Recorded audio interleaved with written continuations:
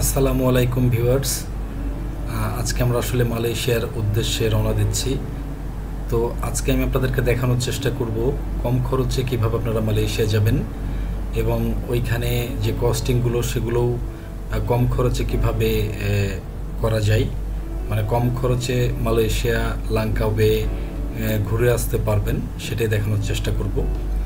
তো প্রথমে আমরা একটা এজেন্সিকে আমাদের ভিসা করার জন্য দেই।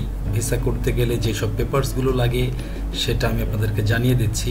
প্রথমেই লাগবে এনআইডি কার্ডের একটা কপি, সেকেন্ড হচ্ছে আপনার অফিস আইডি কার্ডের কপি, অফিসের একটা ভিজিটিং কার্ড, অফিস থেকে এনওসি এবং আপনার ব্যাংক সার্টিফিকেট বা যেটাকে আমরা বলি ব্যাংক স্টেটমেন্ট এবং 2 কপি ছবি, এবং সেটা হতে হবে মালয়েশিয়ার ভিসার যে সাইজটা সেই সাইজের। তো এগুলো আমরা এজেন্সিকে জমা দেওয়ার পরে যেটা হয় যে 7 দিনের মধ্যে মোটামুটি আমাদের ভিসা হয়ে যায়, এবং যেহেতু অনেক কম সময়ের মধ্যে আমরা টিকিটটা কাটি, ফ্লাইটের টিকিট, সো আমাদের এই জায়গাটা একটু খরচটা বেশি পড়ে যায়। বাট এটা যদি আমরা 2 মাস আগে কেটে রাখতাম তাহলে এটা দেখা যাচ্ছে আমাদের 40 থেকে 45 হাজার টাকার মধ্যে হয়ে যেত। তো আমাদের সেটা লেগেছে 53,700 টাকা করে রিটার্ন টিকিট সহ। তো এরপরে যেটা করি আমরা রিটার্ন টিকিটটা করে ফেলি, এবং সেই সাথে আমরা যেটা করি যে বাংলাদেশ থেকে লাংকাওয়ের টিকিটটা কেটে ফেলি। লাংকাওয়ে যাওয়া আসা আমাদের এইখানে টিকিটের প্রাইসটা পড়েছে 14,300 টাকা মতো। তো যেটা আপনারা 2 মাস আগে কাটলে হয়তো এটা 12,000 টাকায় সম্ভব।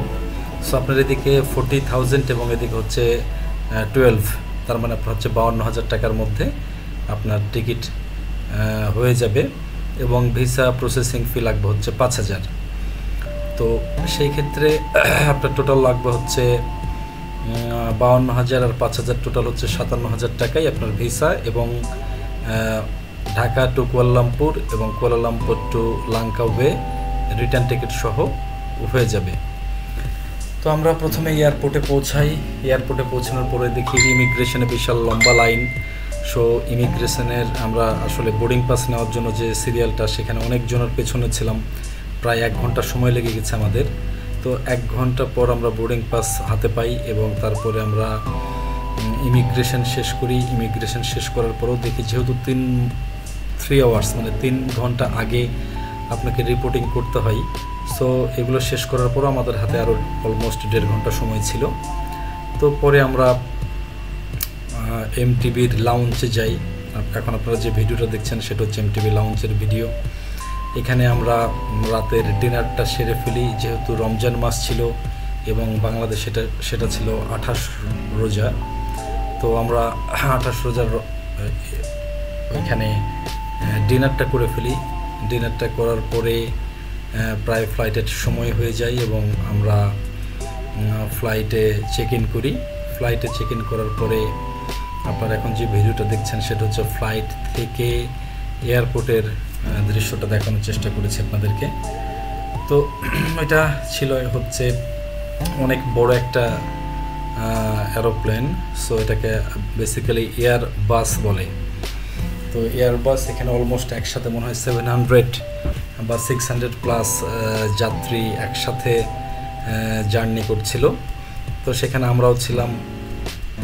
তো ভালো লেগেছে, কারণ মালয়েশিয়ান এয়ারলাইন্সে এই প্রথম জার্নি করছিলাম। তো আপনারা এখন যেটা দেখছেন যে আমাদের সিটের সঙ্গে প্রত্যেকের একটা করে মনিটর আছে, যেখানে আমরা এন্টারটেনমেন্টের ব্যবস্থা আছে। আপনি চাইলে মুভি দেখতে পারবেন, চাইলে গান শুনতে পারবেন। সেই সাথে এখানে সকল ইনফরমেশনও দেখা যায় যে আমরা এখন কোথায় আছি, কতটা উপর দিয়ে যাচ্ছি, বাইরের ওয়েদার কী আছে, কোন কান্ট্রিটা আমরা ক্রস করতেছি। এটা সব কিছুই মনিটরে আপনি দেখতে পারবেন। তো এইভাবে এয়ারলাইন্সটা টোটাল জার্নি ছিল আমাদের 4 ঘন্টা। আর আমাদের সাথে ছিল রূপন চৌধুরী। আপনারা এখন দেখছেন রূপন চৌধুরীকে। সে আসলে একটা মুভি দেখার চেষ্টা করছিল, কারণ তার ঘুম আসতেছিল না। সো মোটামুটি ভেতরের টেম্পারেচার বেশ ভালোই ঠান্ডা ছিল, এসি অনেক ভালো মতো কাজ করছিল। সো আমরা ব্ল্যাঙ্কেট গায়ে দিয়ে, মানে ব্ল্যাঙ্কেট মুড়ি দিয়ে চেষ্টা করছিলাম ঘুমানোর, কারণ তারপরের দিন আমাদেরকে সারাদিন জার্নি করতে হবে। দ্যাটস ওয়াই একটু ঘুমানোর চেষ্টা করছিলাম। কিছুক্ষণ পরে আমাদেরকে কিছুক্ষণ না বেশ কিছুক্ষণ পরেই সেহেরির সময় হয়ে যায়। সো আমাদেরকে এয়ারলাইন্স থেকেই খাবার প্রোভাইড করা হয়। সেটা হচ্ছে রাইস, সাথে আমি বিফ নিয়েছিলাম। সো সেখানে পোলাও দিয়েছিল, পোলাওয়ের সাথে একটা ভেজিটেবল, ড্রিঙ্কস এবং হচ্ছে বিফ। তো খাবারটা অনেক ভালো মানের ছিল, কারণ অনেক টেস্টি ছিল। তো এখানে আমি সেহেরি করে ফেলি। সেহেরি করার পরে ব্ল্যাঙ্কেট মুড়ি দিয়ে একটা ঘুম দেই। ঘুমানোর পরে হচ্ছে একেবারে কুয়ালালামপুরে যেয়ে আমি ঘুম থেকে উঠি ফ্লাইট ল্যান্ড করার বেশ কিছুক্ষণ আগে আর কি। তো 4 ঘন্টার টোটাল জার্নি ছিল। তো আসলে লাঙ্কাওয়েতে যাওয়ার উদ্দেশ্য হচ্ছে এটা একটা বিচ এরিয়া। এখানে আপনার পাহাড় এবং সমুদ্র দুইটাই দেখতে পাবেন একসাথে, এবং অনেক অনেক সুন্দর একটা জায়গা, অদ্ভুত একটা সুন্দর জায়গা। সো আমি মনে করি সবার একবার করে হলেও যাওয়া উচিত, কারণ না গেলে মিস করবেন আর কি, কারণ এতটাই সুন্দর। আসলে আমার কাছে খুবই ভালো লেগেছে, কারণ এখানে ন্যাচারাল যেই সিনারিগুলো, প্রাকৃতিক যে দৃশ্যগুলো, এবং আল্লাহ তাআলা কত অদ্ভুতভাবে, কত সুন্দরভাবে পৃথিবীটাকে সৃষ্টি করেছে, এগুলোতে না গেলে আসলে আমরা বিশ্বাস করতে পারতাম না। তো আমাদের বিশ্বাস করতে পারতাম না, মানে উপভোগ করতে পারতাম না আর কি। তো আমাদের ফ্লাইট সকালবেলায় ল্যান্ড করার পর আপনারা এখন দেখানোর চেষ্টা করছি মালয়েশিয়ার যেই কুয়ালালামপুর এয়ারপোর্ট সেটা। এবং এটা অনেক বড়, অনেক বিশাল একটা এয়ারপোর্ট। হেঁটে মানুষ এক মাথা থেকে আরেক মাথা যেতে ক্লান্ত হয়ে যায়, এতটাই বড়। সো এখানে ছোট ছোট গাড়ি আছে, যেগুলোতে করে বৃদ্ধ বা শিশু যারা আছে তাদেরকে এয়ারপোর্টের মধ্যেই লবিতে ক্যারি করে নিয়ে যাই। এবং এখন আমরা যেটা দেখছি এটা হচ্ছে চলন্ত একটা সিঁড়ি। আপনি দাঁড়ায় থাকবেন, বাট সিঁড়িটা হাঁটবে, অ্যাসকেলেটার টাইপেরই, বাট এটা হচ্ছে স্ট্রেট, সোজা। এটা আমি সিঙ্গাপুর এয়ারলাইন্সও দেখেছি, এবং থাইল্যান্ডেও, সিঙ্গাপুর এয়ারপোর্ট এবং থাইল্যান্ড এয়ারপোর্টেও এই টাইপের আছে। এটা অনেক পরিষ্কার পরিচ্ছন্ন এবং অনেক বড় এয়ারপোর্টটা। অ্যাট এ টাইম দেখি এখানে অলমোস্ট সিঙ্গাপুর এয়ারলাইন্স এবং অন্যান্য এয়ারলাইন্সের প্রায় 200-400 বিমান দাঁড়িয়ে আছে, এবং সব কিছু এখানে অটোমেটেড। এখানে ম্যানুয়াল কোনো কিছু নেই বললেই চলে। তো আমরা এই যে দেখছেন আপনারা মালয়েশিয়ান এয়ারলাইন্স, এটাতে করেই আসলে কুয়ালালামপুরে এসেছি। এবং আপনারা দেখছেন এখন কুয়ালালামপুর এয়ারপোর্টের ভেতরের দৃশ্যটা বা ভেতরের সিনারিওটা। এটা খুবই সুন্দর একটা এয়ারপোর্ট, চমৎকার এবং গোছানো, পরিপাটি বলতে পারেন। আমরা যখন থাইল্যান্ড গিয়েছিলাম লাস্ট টাইম, এবং এরপরে গেছি সিঙ্গাপুর, এখানের যে এয়ারপোর্টগুলো অলমোস্ট এটার চাইতে আমার কাছে মালয়েশিয়ার যে এয়ারপোর্টটা, কুয়ালালামপুর এয়ারপোর্টের অনেক বড় মনে হয়েছে। এবং সেখানে আমরা বেশ কিছুক্ষণ বিশ্রাম নেওয়ার পরে আমরা ওইখানে এটা আপনারা এখন দেখছেন লাঙ্কাওয়ে এয়ারপোর্ট। সো ওখানে বিশ্রাম নেওয়ার পরে যেটা হয়েছে যে ফ্লাইট ডিলে ছিল, পরে ফ্লাইট এসেছে, পরে আমরা হচ্ছে রওনা দিয়েছি ওখান থেকে।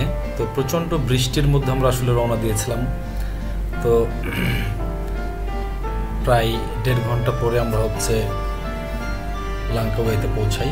এখন আপনারা দেখছেন লাঙ্কাওয়ে এয়ারপোর্টের বাইরের দৃশ্যটা, যেখানে ফ্লাইট ল্যান্ড করে। একেবারে পাশেই পাহাড় এবং সমুদ্র।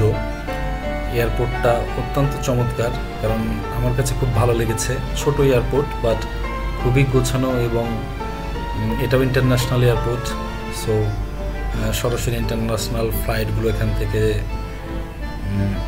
ওঠানামা করে। এবং এটা এখন দেখছেন আপনারা লাঙ্কাওয়ে এয়ারপোর্টের ভেতরের দৃশ্যটা। এয়ারপোর্টের ভেতরটাও অনেক সুন্দর, গোছানো, বাট এটা অনেক ছোট একটা এয়ারপোর্ট, যেহেতু এটা রাজধানীতে না, একটা জেলা শহর বা একটা সিটিতে। সো আমার কাছে মনে হয়েছে ছোট একটা এয়ারপোর্ট, তারপরেও একেবারে ছোট না, মোটামুটি ছোট একটা airport.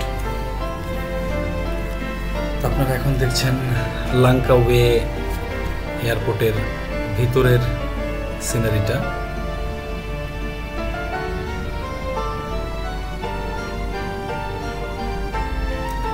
Malaysia basically Muslim country, so এখানে এবং যেই লাংকাওয়ে যেটা শুধু ট্যুরিস্ট স্পট, বিভিন্ন কান্ট্রি থেকে এখানে ট্যুরিস্টরা আসে।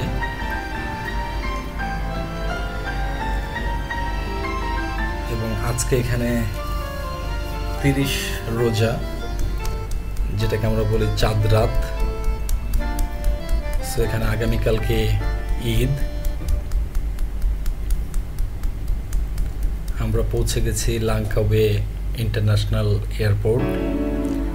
এখান থেকে আমরা বেসিক্যালি ট্যাক্সি ঠিক করার চেষ্টা করছিলাম, যে ট্যাক্সিতে করে কিভাবে আমরা আমাদের যে গন্তব্য হোটেল, সেই হোটেলে পৌঁছাইতে পারি। তো ইনশাল্লাহ আজকের পর্বটা আমরা এখানেই শেষ করছি। আগামী পর্বে আবার আপনাদেরকে দেখাবো কিভাবে আপনারা অনেক কম খরচে মালয়েশিয়া ট্যুর করবেন। সো আপনারা আশা করছি ভালো লাগবে। সেকেন্ড পার্টের জন্য